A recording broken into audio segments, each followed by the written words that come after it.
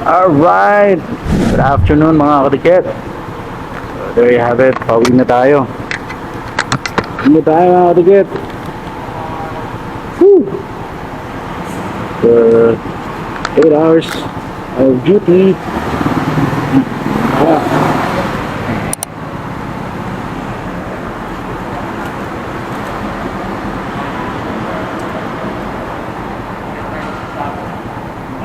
Wala kasi ano. 20 pesos na rito mga kadikit.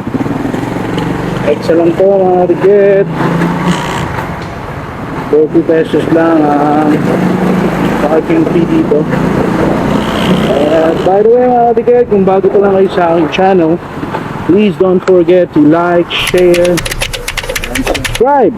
And of course, don't forget to hit the notification bell para updated kayo lagi sa aking mga video na kung ano lang. Right?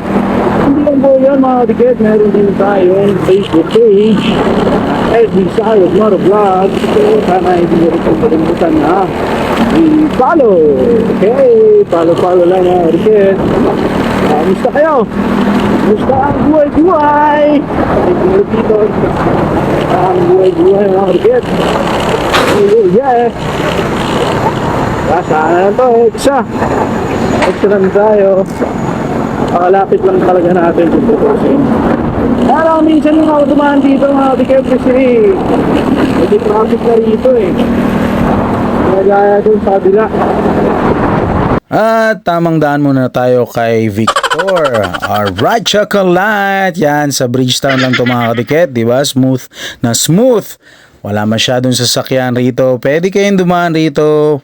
At napakaluwag pa. Pasyalan din yan dyan mga kadikit. Sadya lang na paglabas mo rito, eto nga, bubungad sa iyo na medyo traffic at lalo na pag mainit ang panahon.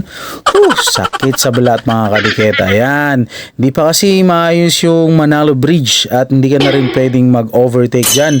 Kaya congested talaga mga kadikit dito. Tiis-tiis na lang, tsaga-tsaga na lang. Pero malay mo, matatapos din ang Manalo Bridge. O, di ba? At ang gamit pala nating motor ngayon mga kadikit ay ang motor ni Brenda. New motor. Okay naman siya. Maganda rin naman performance niya. Ang hindi lang maganda rito mga kadikit vibrate siya. Pero so far okay naman. Ano yung performance niya. Shoutout kay Tita Brenda. Ate Finishes nagpapayaram sa atin ng motor. At yung motor natin na si Boogie ay hindi available dahil ginagamit ni Commander para sa pag-deliver. Habang nasa office ako, tayo magamit. Pwede na lang. Ito nga ang motor ni Ate Finishes hindi ginamit. Dahil sa Makati lang daw siya, so she preferred na mag-ride na lang ng joyride or angkas or move it. So ngayon, dalawa helmet ko dahil kanina si Jai sumabay sa akin papasok. Ngayon hindi siya nakasabay dahil nag-OT siya. Ayan, shoutout din kay Jai. OT para daw sa ekonomiya. Ay, hindi tayo nag-OT mga kadikit dahil meron tayong sariling racket. Tingnan natin yung pinag-OT ngayon.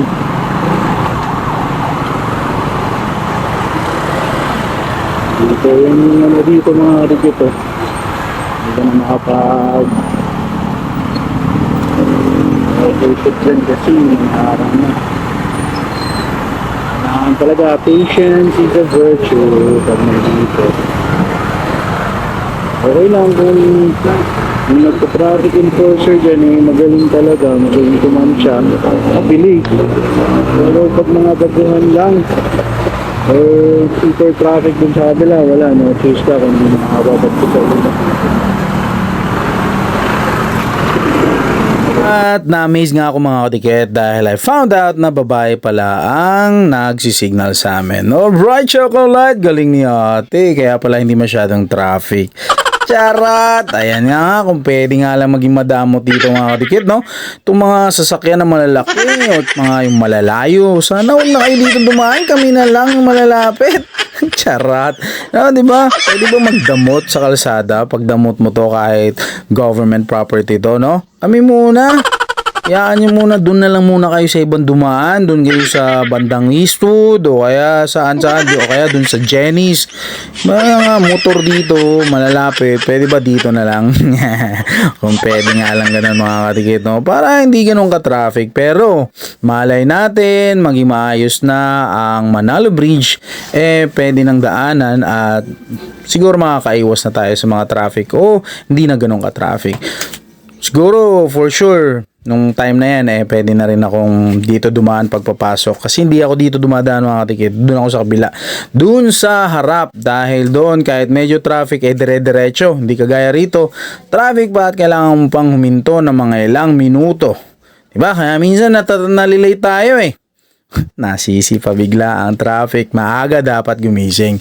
Kaya kayo mga kadikit, kung nandito lang kayo, dito lang kayo banda nakatira, agahan nyo kasi hindi ka talaga makaka-assure na hindi traffic. Alright, check a light. Ayan, tamang dahan-dahan lang tayo dito. At yan nga mga kadikit, lapit na tayo sa bahay. Saglit lang, actually mga 10 to 15 minutes, dapat nandun ka na. Problema lang ay traffic nga. Kaya hindi ka talaga agad-agad nakakarating at medyo mainit ang uwi natin dahil alas 3. Sakit sa balat. Ayan yung malapit na school ng aking lalaki or ang aking vloggerist na si Shod. Ayan, dito na tayo. Malapit na tayo mga kadikit. So ngayon mga kadikit, kung bago pa lang kayo talaga sa aking channel, huwag nyo naman kalimutang i-share, i-follow nyo na rin ako, i-subscribe, no? Diba? Tulungan tayo rito mga kadikit. Tamang ano lang tayo dito. Voice over. Diba? Sheesh! Dahil nasa bahay na tayo mga kadikit at ang asawa ko ay iba talaga pag nag-park. Siga.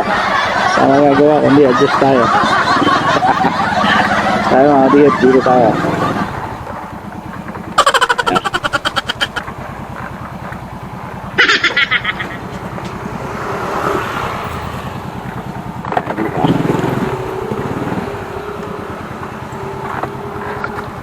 Dito lang tayo.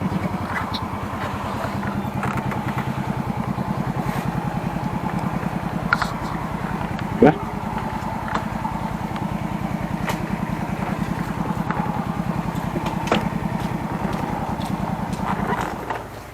Hey!